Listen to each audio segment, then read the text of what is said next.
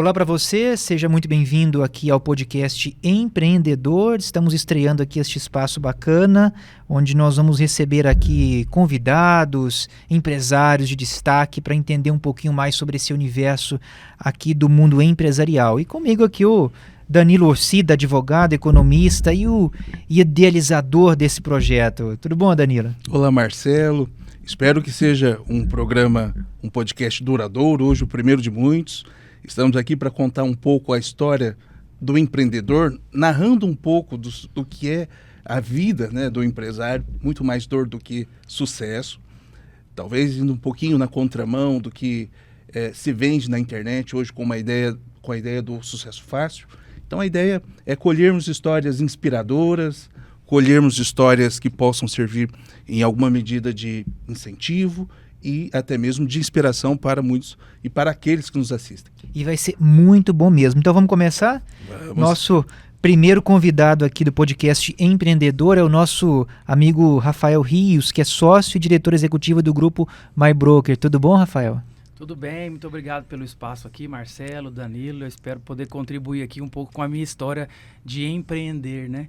Como são as dores do empreendedor. Então quero poder compartilhar um pouco com vocês aqui de quais são essas dores.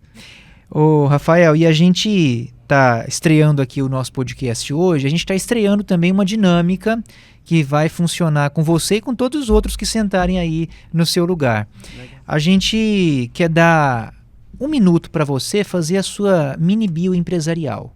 60 segundos para você contar a sua trajetória aí de vida no ramo corporativo. Tá aí, o cronômetro está aqui na tela. Vou pedir para soltar, é contigo, 60 segundos, tá liberado, hein?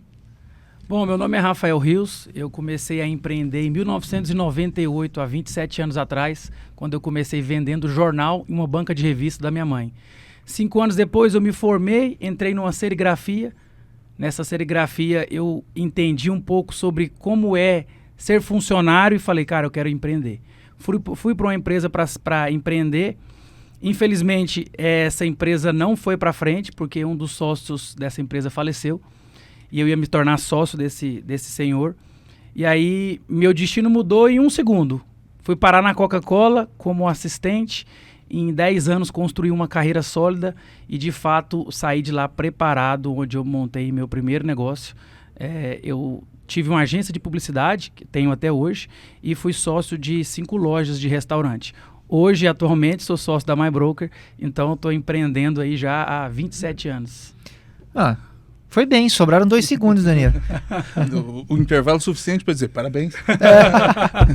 Se deu muito bem, hein? A gente achou que... Contei 27 anos em 60 segundos. Pronto. Já tinha feito isso alguma vez? Não, primeira vez. Primeira vez. Já contei isso, assim... Eu faço alguns treinamentos, algumas palestras para algumas empresas e para alguns grupos. Por isso está treinada. Mas eu já contei essa história, mas em 1 hora. 1 hora? Quando vocês falaram assim, talvez a gente quer ouvir uma historinha engraçada. Eu quero, depois se a gente tiver a oportunidade de contar uma história que não é tão engraçada, mas o contexto dela é bem, bem legal. Ô Rafael, conta pra gente um pouquinho aqui, você fez muito bem a sua mini bio em 60 segundos, mas hoje você está como sócio e diretor executivo do grupo MyBroker, você deixou isso aí bem claro, né? Uhum. Mas como é que está o seu nível de satisfação aí com o mercado? Como é que estão aí quais são suas principais queixas, dores? Faria tudo de novo? Algumas coisas sim, outras não. Mas empreender com certeza, se eu tivesse a oportunidade. Hoje eu tenho 9 empresas. O grupo MyBroker representa uma dessas empresas, 2 dessas empresas. As outras 7 são em outro nicho, o Danilo até conhece, que é no ramo de marketing. Então eu atuo desde marketing para empresas até marketing para artistas e trabalho com a gestão de talento de a imagem de alguns artistas. E essa é a minha formação. Eu sou formado em publicidade, sou pós-graduado em marketing, então não seria diferente a minha primeira tentativa de empreender ser na minha área de formação. Só que com o passar do tempo eu fiquei acomodado, porque eu já sabia muito sobre o que eu fazia. Então eu resolvi me aventurar. Foi aí que eu comprei uma franquia de um fast food e com o passar dos anos chegou aí época de ter 3 lojas. E eu falei, me arrisquei demais nesse negócio. Franquia do Montana. Montana sim. Grill. A loja era ali no Flamboyant, No Flamboyant. Uma delas era no Flamboyant. A comida era boa lá, viu? Não, até hoje a comida é boa. A franquia é maravilhosa. É muito boa lá. Maravilhosa. Só que eu descobri que operação de comida não era para mim. Eu sempre fui muito dinâmico, muito organizado, sempre tive um planejamento estratégico assim de longo prazo. E eu não conseguia ter previsão do que eu ia vender no dia. Então isso, com o passar do tempo, foi fazendo com que eu olhasse para outros segmentos, para outro ramo. Obviamente, em 2021, a pandemia acelerou essa minha decisão. Aí eu decidi vender todos os restaurantes e recebi um convite do Ronaldo Dantas, do Leandro, do Vitor e de um antigo sócio chamado Marcos para poder entrar na MyBroker. Então eu falo que eu sou novinho de MyBroker, né? Eu tenho 4 anos, a empresa já tem 13 anos. E nesses 4 anos aí, a gente abriu uma empresa que hoje o grupo, todas as lojas representam, que é a MyBroker Fazendas, para trabalhar a venda de imóveis rurais. Com 2 anos dessa operação, eu fui convidado mais uma vez pelos meninos para ir para a área de expansão, agora para a comercialização de franquias da MyBroker. E aí eu quero contar uma situação pessoal aqui, que foi no ano passado. Eu estava com um apartamento, Danilo, para vender, comprado na planta, e precisava muito vender esse imóvel, né? Foi comprado mesmo para fazer giro, eu fiquei 1 ano com ele. Foi um corretor da MyBroker. Que vendeu? Um corretor da MyBroker.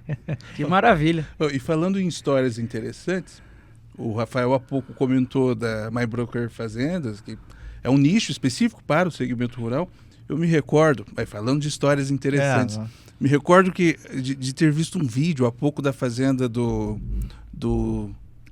Chico Mineiro, a história daquela canção, daquela música sertaneja conhecida, tradicional.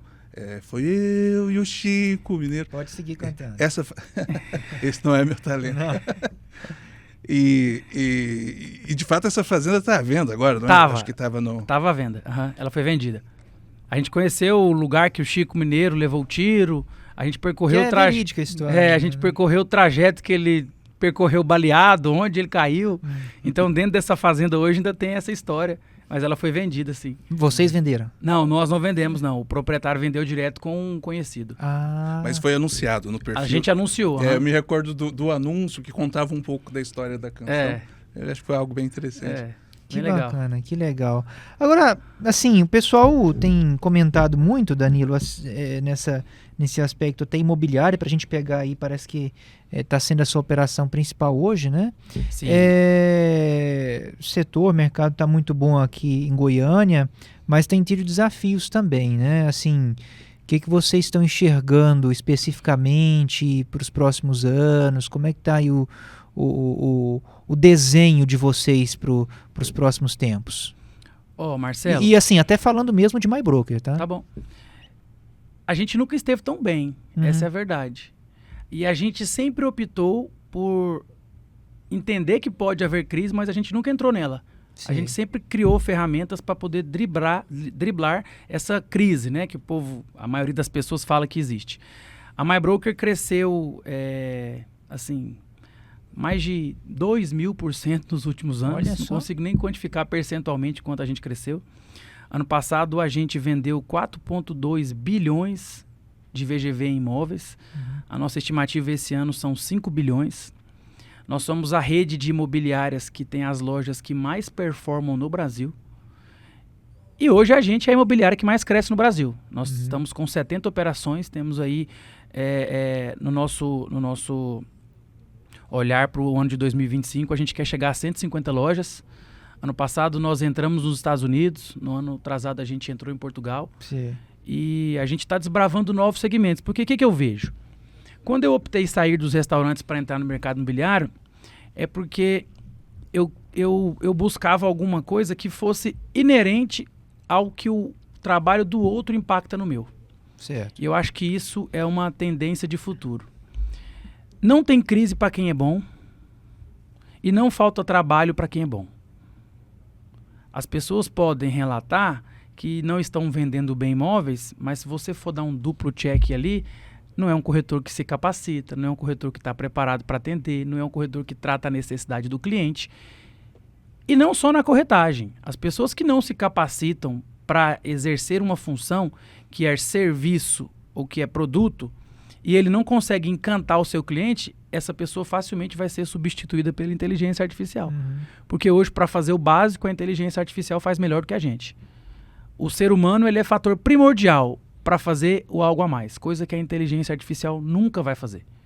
Esse relacionamento, esse calor, a inteligência nunca vai fazer. Ela vai chegar um momento que ela vai ter que entregar aquele atendimento para alguma pessoa real, concluir. Em alguma fase do processo ali. Então eu te falo, por exemplo, ano passado nós vendemos 7.800 imóveis, esse ano a gente está 35% positivo com o ano passado.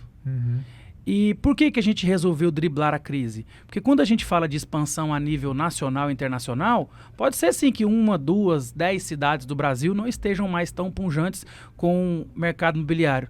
Mas as outras 130 que a gente entrar, pode ser que estejam. Entendeu? Então, essa questão de entender as possibilidades de um âmbito macro fez com que a gente enxergasse que, primeiro, hoje, não tem nenhum segmento no mercado de trabalho que remunera bem quanto o mercado imobiliário.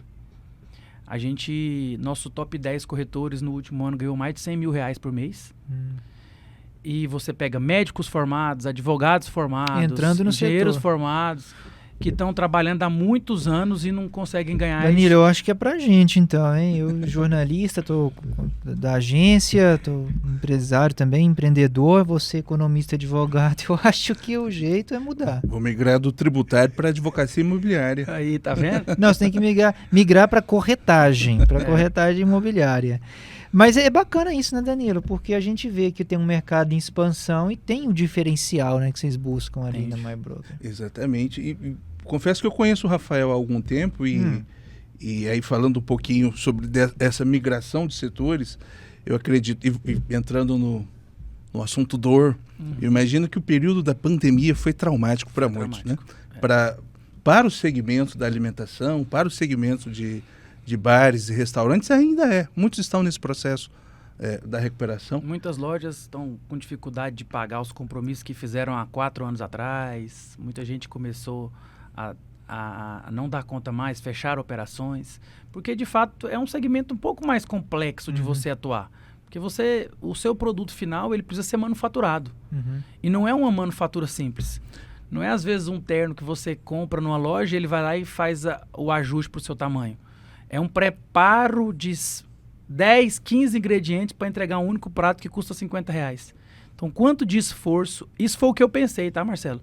Quanto de esforço eu não gasto e quantas pessoas não são envolvidas para eu entregar um prato para um cliente?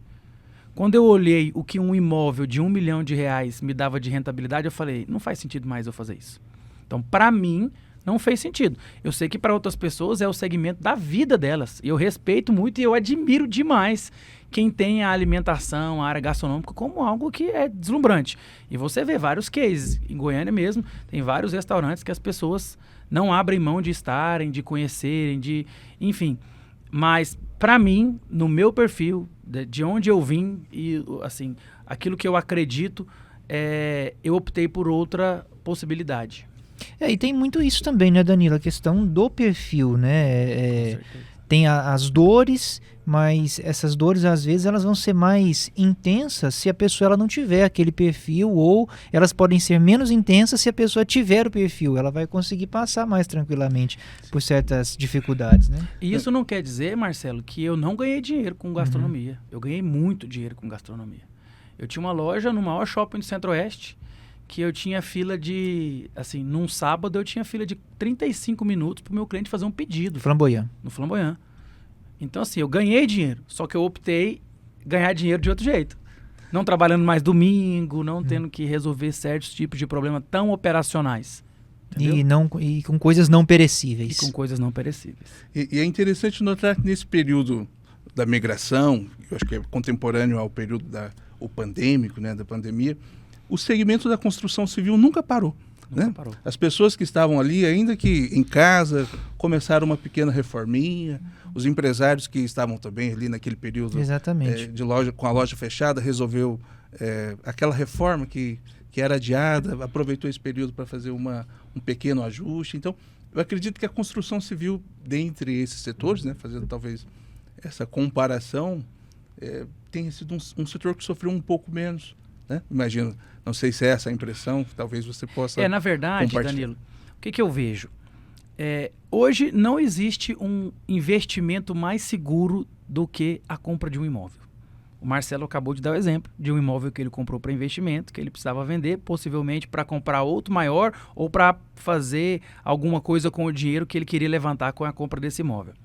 Eu também sou investidor, então eu tenho alguns perfis de imóveis, então eu compro lotes, eu compro apartamentos, eu compro áreas comerciais e hoje no mercado imobiliário você não precisa estar tão ciente do que acontece para saber as áreas que mais crescem, basta você andar pela cidade. É perceptível, visível. Perceptível. E você teve na pandemia muitos segmentos assim extremamente prejudicados.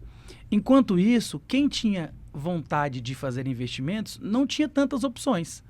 O cara não ia colocar o dinheiro dele todo na bolsa, concorda? Exato. Certamente. Então o que ele falou? Eu nunca perdi dinheiro com um imóvel, então eu vou comprar imóvel. Então surgiu na pandemia mais uma enxurrada de empreendimentos, em Goiânia principalmente, de um quarto para locação. Goiânia é uma cidade que atrai muitas empresas. Se vocês repararem, logisticamente, Goiânia está no meio do Brasil. Uhum. Então muitas empresas de tamanho nacional, por exemplo, nós estamos hoje em 15 estados. Então a nossa convenção, 2 vezes ao ano, é feita em Goiânia. É mais fácil todo mundo vir para Goiânia do que eu tirar o cara de Salvador e mandar ele para Porto Alegre. Sim. Então é uma cidade que roda muito negócio. Então tem muita procura de curtas locações para quê? Apartamentos pequenos, de 1 quarto, 2 quartos. As incorporadoras enxergaram essa necessidade. A gente tem carteira de clientes hoje que clientes investidores ganham 1,5% de rentabilidade com um apartamento de 1 quarto. E esse cara aprendeu hoje que ele não tem só de 1 quarto, ele tem de 2, ele tem de 3. Porque também, quando a gente vai viajar em família, talvez eu quero ficar junto com meus amigos e a família dele. Então, a gente aluga um apartamento de 3 quartos, eu fico com a minha mulher num quarto, ele com a mulher dele e as crianças em outro. Então, o investimento imobiliário, a gente fala hoje de Goiânia ter uma valorização média de 5%, 6% ao ano na valorização de imóvel. Ele não pode ser para aquele investidor que quer dinheiro a curto prazo. Por quê? Porque o cara que quer dinheiro a curto prazo, ele tem que, de fato, colocar o dinheiro no banco e fazer um rendimento, nem que seja pequeno. Porque o imóvel não é tão líquido. A renda fixa está boa hoje. Né? E o imóvel não é tão líquido. Então, por exemplo, eu comprei um perfil de imóvel que é um loteamento de condomínio fechado. Eu não tenho garantias de que eu vou revender isso fácil. Hoje eu consigo saber, assim como todo mundo do mercado, se aquele produto foi 100% vendido no lançamento, muitos clientes que compraram podem até repensar continuar com aquele empreendimento. Ou se já vão apurar o lucro da venda dele logo de imediato. Eu já vendi um lote em 1 dia após o lançamento, porque eu fui obrigado. Eu comprei, não tinha para oferecer para o cliente, eu falei, não, eu cedo o meu para o cliente, mas eu cedo a tanto. E ganhou? E o cliente pagou. Porque o cliente, o sonho dele era morar naquele empreendimento. Então, o mercado imobiliário tem muito isso, Danilo. O Danilo mesmo já teve a oportunidade de participar de alguns eventos que a gente faz, de entender o que a gente prepara para clientes e investidores. A gente acabou de passar por um lançamento agora no Jardim Goiás, com a Flamboy Urbanismo, que é o primeiro empreendimento deles. 100% vendidos em 1 dia, gente. E vocês Onde como tem crise nisso? Exclusividade para MyBroker? Não tem. É o produto aberto a todo o mercado. Onde você vê crise nisso? No empreendimento no Jardim Goiás, que foi 100% vendido em 1 dia. 1 mês antes do lançamento. Então, o que as pessoas estão enxergando de verdade? Eu acredito muito que tem dinheiro rodando no mercado e que muitas pessoas têm muitas dúvidas de onde colocar esse dinheiro. Mas a única certeza que eles têm é que o melhor investimento é o imóvel. É o ditado, né, dos mais antigos, né? Quem compra terra... Não erra. Tá aí, tá colocado. Agora sim, Danilo aqui é economista, ele avalia isso muito bem, né? Advogado também, e vê vários cenários. Quando você decidiu, você iria mudar para esse segmento, que seria para o mercado imobiliário, como é que foi isso, assim? Por que isso veio na sua cabeça? Se você pensou em desistir ali no início, surgiram muitas dificuldades, conta para nós um pouco disso. E quais foram as principais dores, né? Que é isso que nós estamos colocando também. Assim, o que eu vejo muito, Marcelo? Como eu te disse, a Cubo hoje, o Grupo Cubo de Ideias, que é as empresas que eu tenho, junto com um outro sócio, até muito amigo do Danilo também, ela é uma empresa que já tem 14 anos. É uma empresa que eu fundei junto com ele quando nós ainda estávamos fazendo a pós-graduação na FGV, em marketing. E nós fomos um dos pioneiros em marketing digital há 14 anos. Fundou junto com? O Michael, que é meu sócio. E por que a gente decidiu embarcar nessa junto? Porque a gente tinha um olhar lá para frente de que o digital ia tomar conta. Tanto é que muitas pessoas entraram em contato com a gente, porque nos conheciam e falaram, cara, vocês são muito doidos. Ninguém mexe com isso ainda não. Vocês têm que mexer com isso aí quando tá todo mundo mexendo. E foi o fato de ser doido que fez com que eu tivesse contas como a do Gustavo Lima, que eu tivesse contas como a do Fernando Sorocaba, Zé Felipe, Super Frango, Cifarma. Por quê? Porque essas empresas, elas olham para frente muito antes da gente. Então, o nosso olhar não tem que ser para o que eu vou fazer, tem que ser para o que o meu cliente compra. E é isso que hoje eu vejo de mais deslumbrante, porque eu te falo que pessoas e profissionais bons não ficam sem trabalho, porque eles estão sempre buscando entender aquilo que o cliente dele quer comprar. Nós temos corretores, e você sabe que o mercado imobiliário ele é muito desafiador no sentido de venda. Eu trabalhei na Coca-Cola, na Heineken por muitos anos, era difícil um vendedor chegar e falar que não conseguiu vender uma Coca-Cola pro bar. Sabe aquelas... A Coca-Cola por si, é quase que tira a pedida, né? Sabe aquela certeza?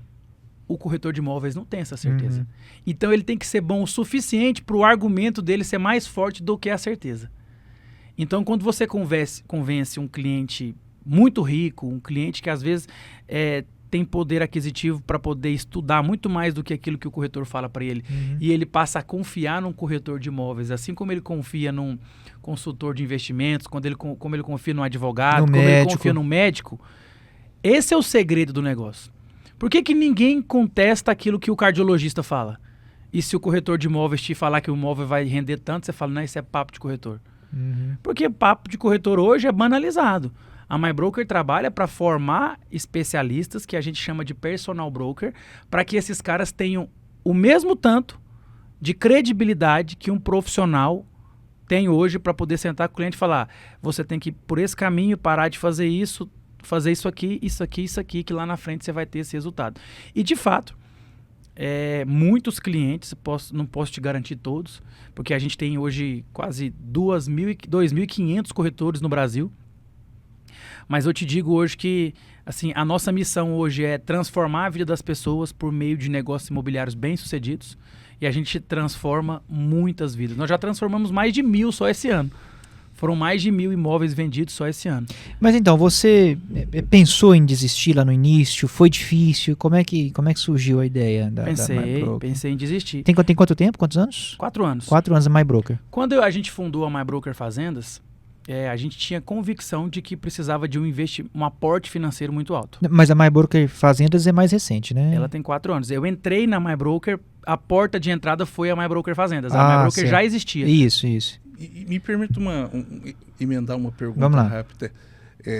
Essa sua trajetória do marketing digital, essa sua vivência, essas outras experiências, você acredita que isso foi fundamental para o seu negócio hoje, que é a sua principal atividade no ramo imobiliário? Porque eu imagino que toda essa sua vivência no digital talvez possa ter cooperado de algum modo para o anúncio, para o portal, para aquilo que é o trabalho de um corretor, que é anunciar, vender. Muitas vezes esse processo de venda se dá hoje principalmente no campo do digital, né? Muito menos.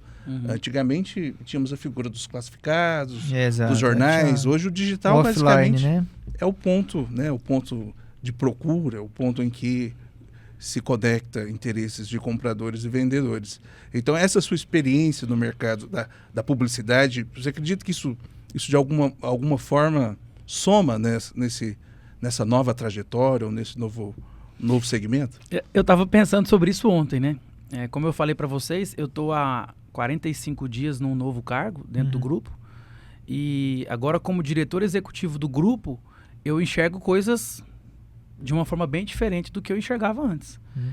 E eu acredito que tudo que a gente constrói, a experiência que a gente constrói, ela é muito baseada nas decisões que a gente tomou lá na cadeira da faculdade. eu vivo hoje situações muito semelhantes a que eu vivia quando eu era executivo de carreira da Coca-Cola. Óbvio, em proporções diferentes, que hoje as proporções são muito maiores, porque eu estou falando de estruturar uma empresa que está quase que crescendo 30%, 40% ao ano de forma acelerada, então não é tão simples. A Coca-Cola tem 150 anos de história, ela já está mais estruturada. Mas respondendo a pergunta do Danilo, o que eu vejo? Todas as decisões que eu tomo hoje são com base nos aprendizados que eu tive, porque todo mundo no passado, há 10 anos atrás, falava o seguinte: o marketing, se você não tiver marketing, sua empresa não vai para frente, não. Aí dava o exemplo, olha a empresa tal, olha a empresa Y, I, X. Hoje, o que eu vejo? As pessoas acreditam que elas sabem fazer marketing, porque elas têm uma rede social. E na verdade, e de verdade, o que aconteceu mesmo é um empobrecimento da característica principal, que é o marketing para o negócio. Até porque se você for olhar bem, assim, na definição, marketing, ele nem é comunicação, né? O marketing, por incrível que pareça, né, ele tá ali junto, mas ele não é especificamente comunicação. Comunicação, a gente fala de publicidade, a gente fala de jornalismo, a gente fala de relações públicas, né, o RP, mas marketing mesmo, ele tá dando um suporte ali, é outra coisa, né? Com certeza. E assim, a todo momento, a gente tem que diferenciar para as pessoas o que é publicidade de marketing, o que é propaganda de marketing, o que é merchandising de marketing. Então, é o que eu te falo, não é tão simples. Mas as pessoas que estudaram sabem. Por isso que é muito claro para mim que quando você dá... O mundo gira assim hoje. Hoje, muitas pessoas estão se intitulando autossuficientes empresarialmente porque tem um chat GPT. Exatamente. Só que o chat GPT responde a pergunta que você faz, e nem sempre a pergunta que você faz é a pergunta que tem que ser feita. Tem que dar o comando correto. Tem que dar o comando correto. Então, hoje tem muito, assim, nós temos uma inteligência muito grande de prompt, né, que é esse estudo, para entender como manusear a inteligência artificial para o nosso corretor ser cada vez mais assertivo nas tratativas com o cliente. E isso é marketing. Isso não foi desenvolvido por uma pessoa que não tivesse uma noção básica de marketing. Por quê? Porque hoje, dentro das grandes empresas, assim, a gente tem que deixar claro o papel assim, são funções muito importantes, mas características muito diferentes. Quando você fala de uma pessoa que é muito boa vendedora, às vezes essa pessoa ela tem uma linha que a venda dela é eficiente, mas nem sempre ela usa todas as ferramentas que ela pode. Mas ela é um bom vendedor. E poderia ser até melhor. Se essa pessoa aperfeiçoa a característica que ela usa para venda, e a gente sabe disso. A gente tem projetos na MyBroker chamado Faixa Preta, que são para os nossos corretores Faixa Preta.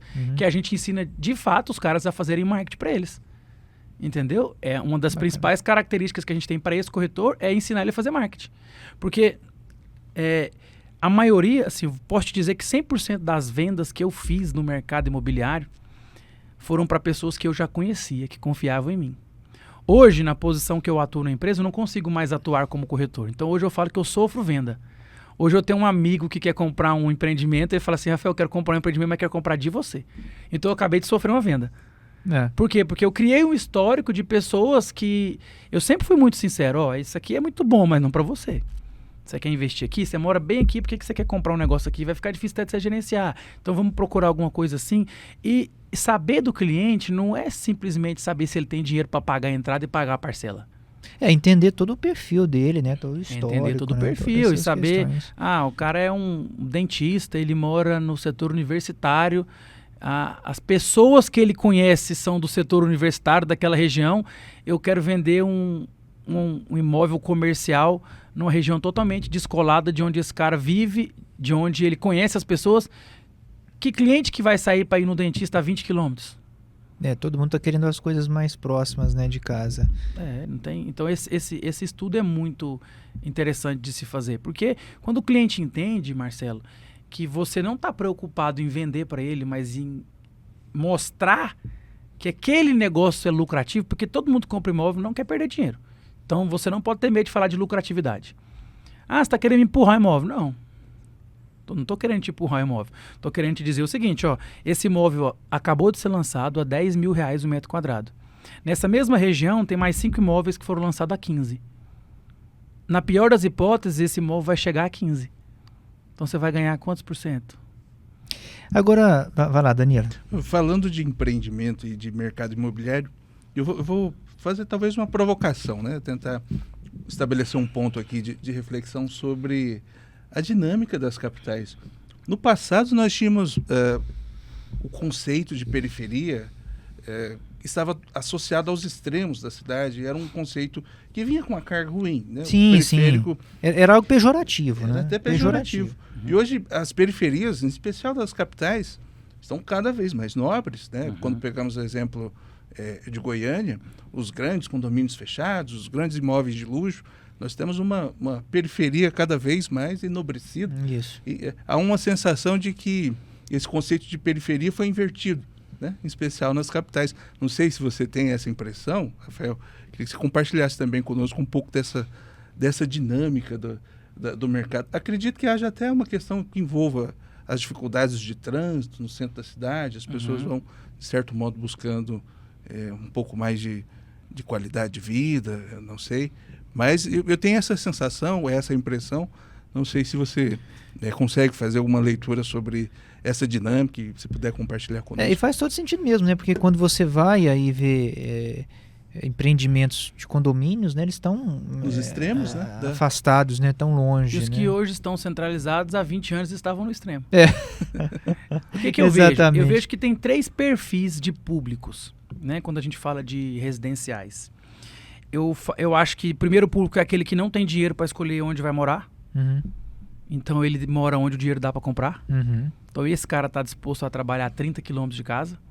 Por quê? Porque a empresa paga o transporte e ele consegue morar nessa região. Então existe esse perfil. Tem o segundo perfil, que é aquele que não abre mão de morar perto do trabalho, que no caso sou eu. Eu moro a 300 metros da minha empresa. Você vai a pé. Eu ando de patinete na Ricardo Paranhos todos os dias, corretor, gente buzinando, chamando meu nome. Eu não posso nem tirar a mãozinha do guidão lá, senão eu caio. E tem o terceiro perfil, que é as pessoas que querem ir para terrenos maiores, casas mais luxuosas, e que não tem como fazer isso num centro urbano. Ele tem que ir para regiões periféricas. Ele tem que ir para uma saída da cidade, ele tem que ir para um condomínio fechado. Hoje também tem gente que compra lote em regiões um pouco mais afastadas e faz a casa. Não é tão comum, mas existem. Então, existe isso sim. As pessoas... eu já morei em condomínio fechado. A experiência é maravilhosa de você compartilhar aquela vida em comunidade. Só que eu gastava 25 minutos para chegar na escola da minha filha. Eu falei, eu não quero. Você perde qualidade, né? Justamente, eu não quero fazer isso. Então, hoje, eu trabalho a 300 metros de casa e da minha casa na escola da minha filha são 200 metros. Então eu optei por almoçar em casa, por ter tempo para levar ela na escola. Se eu tiver atrasado na empresa, eu não gasto mais que 5 minutos para chegar na escola dela. Então essas são características. Obviamente, tem pessoas que buscam outras coisas. E a gente também tem o serviço acompanhando essas tendências.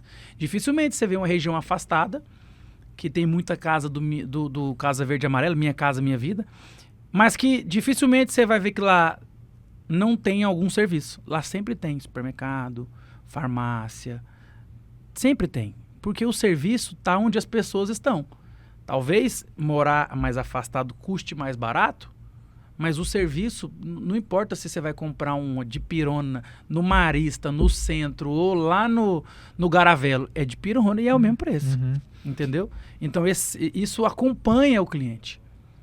Há pouco o Rafael comentou a respeito dos apartamentos de 40 metros quadrados, 37 metros quadrados. Vou compartilhar aqui uma história de um conhecido até, que mora numa região, posso dizer, periférica da cidade, em um dos condomínios, mas que é médico, opera num dos hospitais que está aqui na região mais central, e compra um apartamento de 30 e poucos metros quadrados para ser um ponto de apoio, porque são 2 horas de trânsito para chegar do condomínio para a região central, mais 2 horas de trânsito para... Isso em Goiânia? Em Goiânia. 1 hora, enfim, 1 hora de trânsito certamente nesse trajeto, né?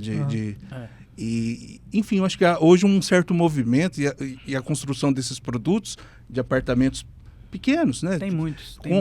Até para atender de certo modo, um público, que eu vejo que há uma certa demanda de pessoas que estão usando esses pequenos apartamentos como pontos de apoio na cidade. Tem também. Né? É um apartamento é um dormitório, não sei. Dormitório. Né? Uma forma de não ter que enfrentar esse desgaste de trânsito. Às vezes quer tomar um banho, vai para outra reunião, fazer outra coisa, é muito mais fácil.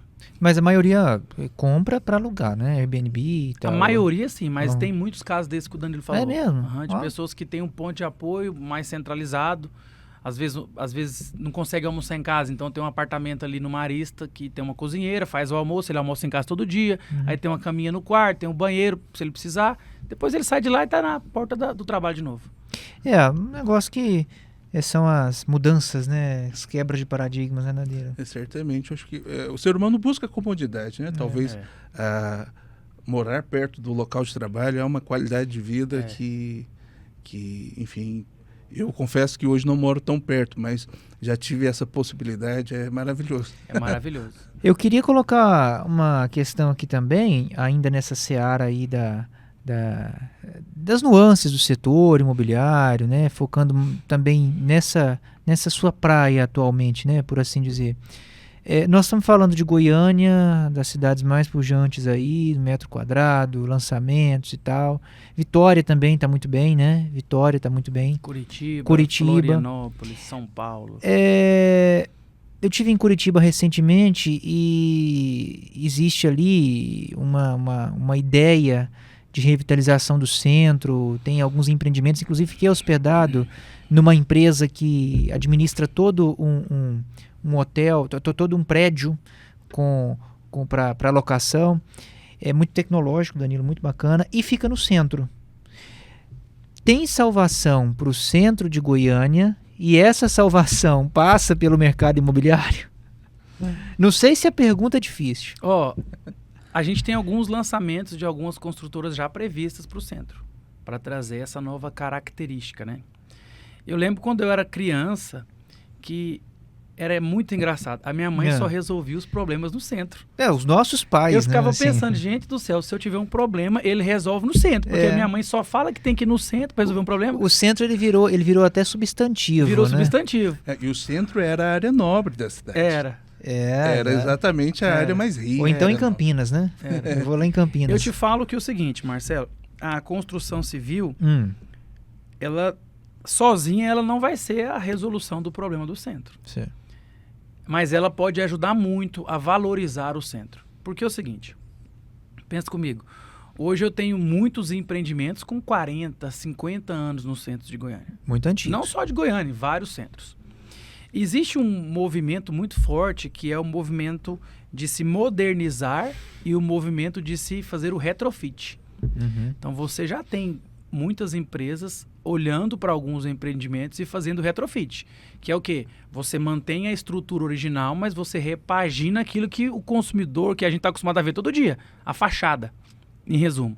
E tem empresas que optam por comprar, derrubar e fazer outro. Esse imóvel que eu fiquei em Curitiba foi assim, a fachada dele é preservada, mas por dentro parece que você está numa coisa assim, do futuro. Essa não é uma tendência só do centro, essa é uma tendência de várias cidades do mundo inteiro. A gente teve em Miami, eles compraram um prédio com todos os apartamentos para derrubar o prédio, para fazer um prédio mais novo.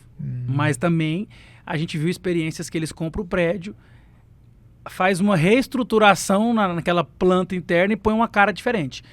Então, ninguém quer falar que mora num lugar ruim, num prédio velho, numa rua escura. A gente sabe os problemas que o centro tem com relação a usuário de droga, ao vazio noturno. Então você está andando no centro à noite e não tem ninguém, isso pode soar como perigoso.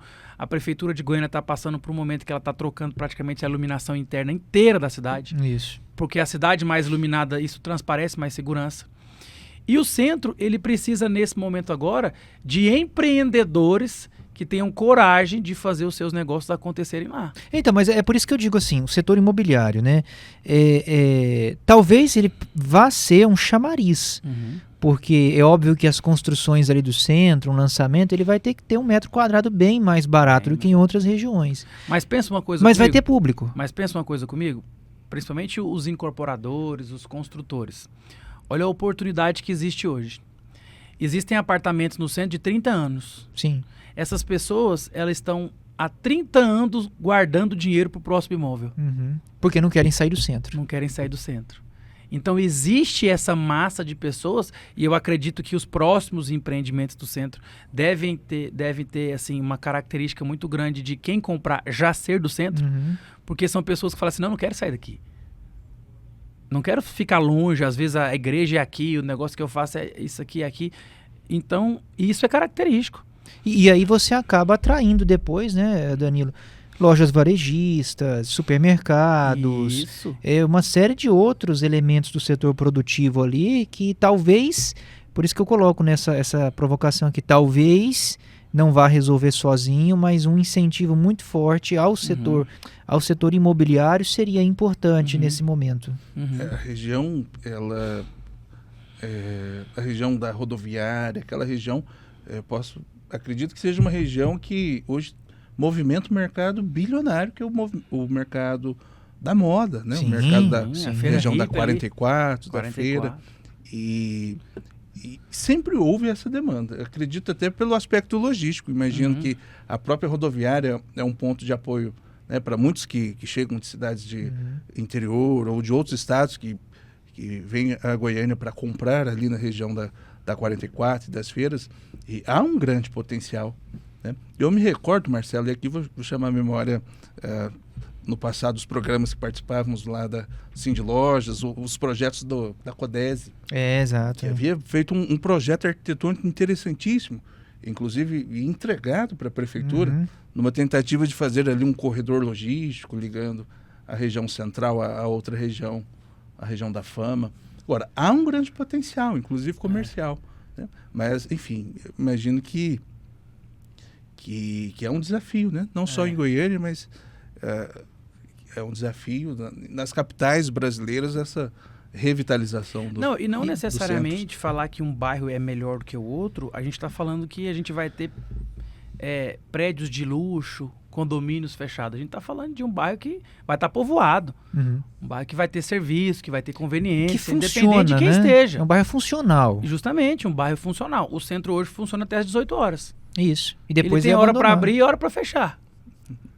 Entendeu? E o que não acontece hoje no Bueno, que não acontece hoje no Marista, no Jardim América, no Jardim Goiás, nos bairros que eles ficam 24 horas ligados, né? Funcionando. Rafael, a gente está falando de dores, desafios, você contou a sua trajetória, deve ter aí algumas histórias engraçadas, se quiser compartilhar com a gente também, fique à vontade. Mas uma questão curiosa também, assim,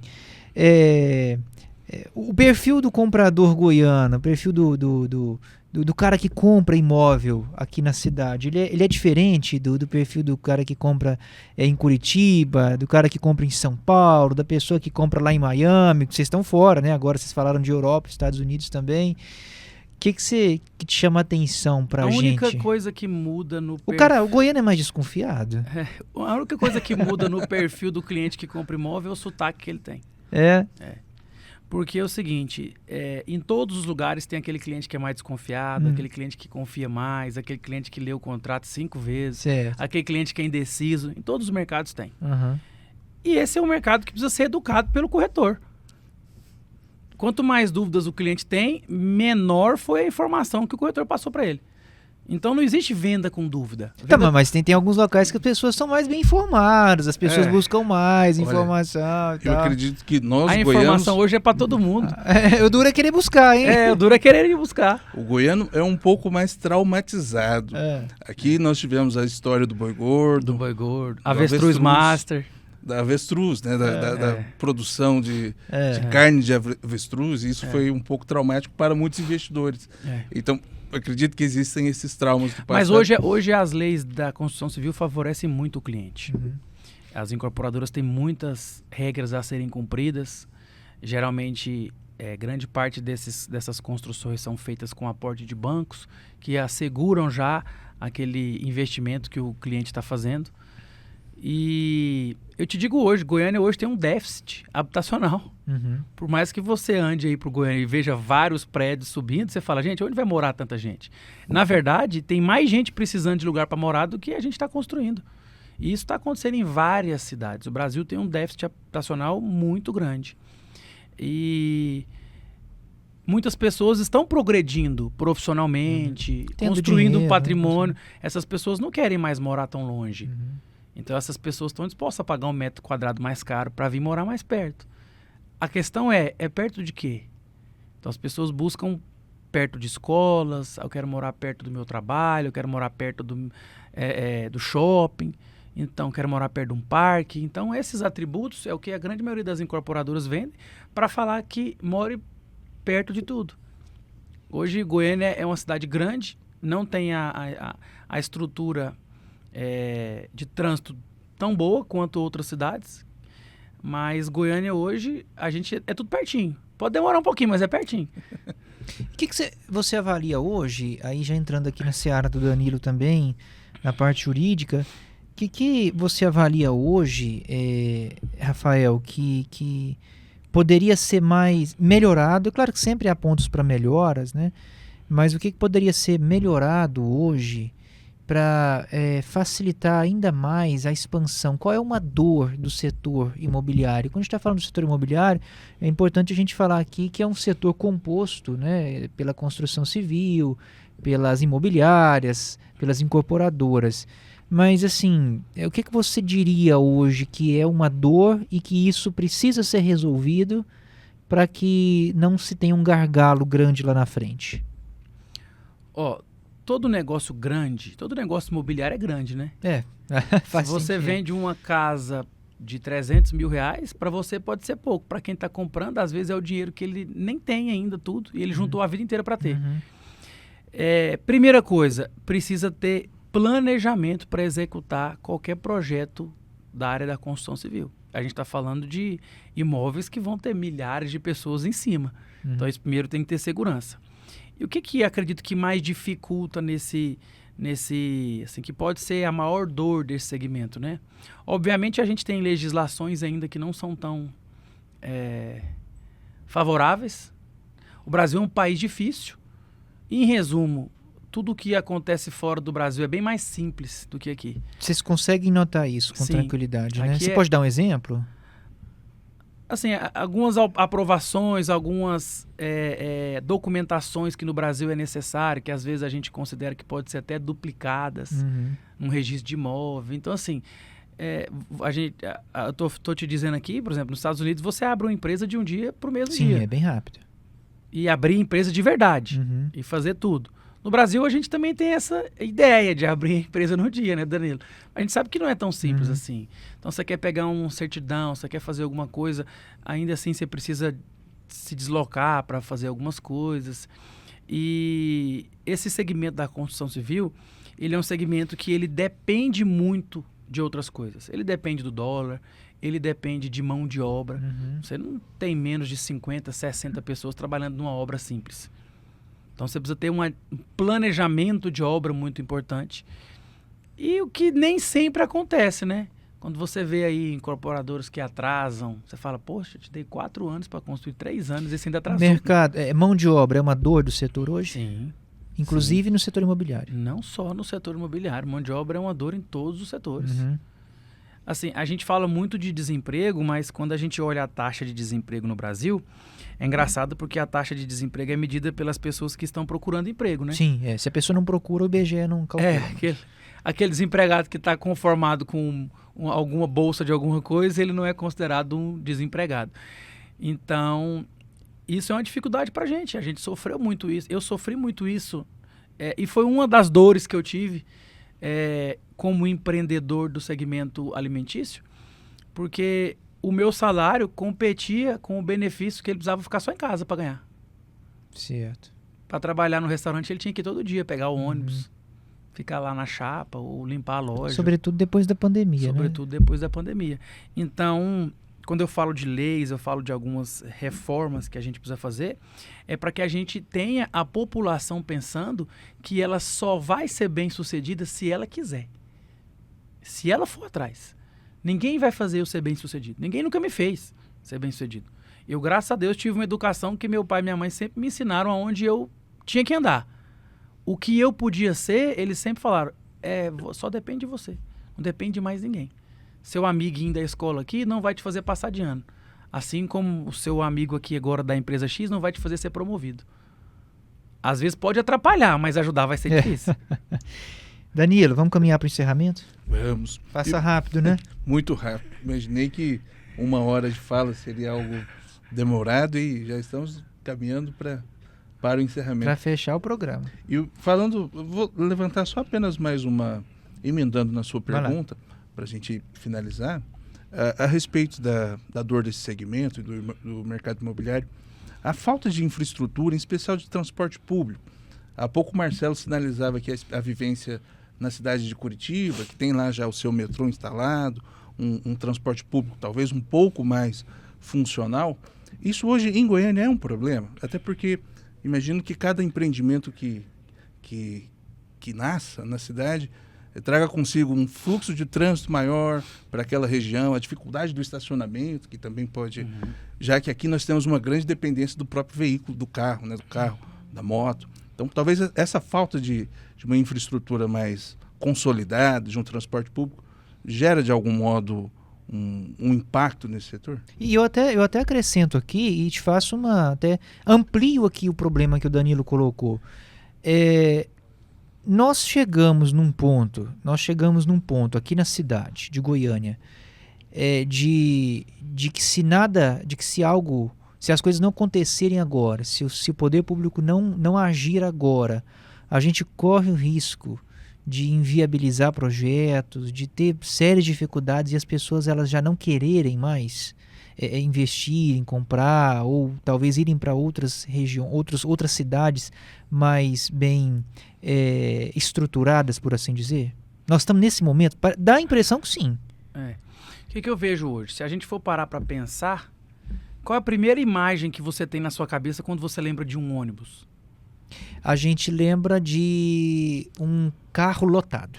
Um carro lotado. Isso. Ou seja, as pessoas estão suplicando ali para poder pegar aquele meio de condução para sair de um lugar para outro, né? Isso.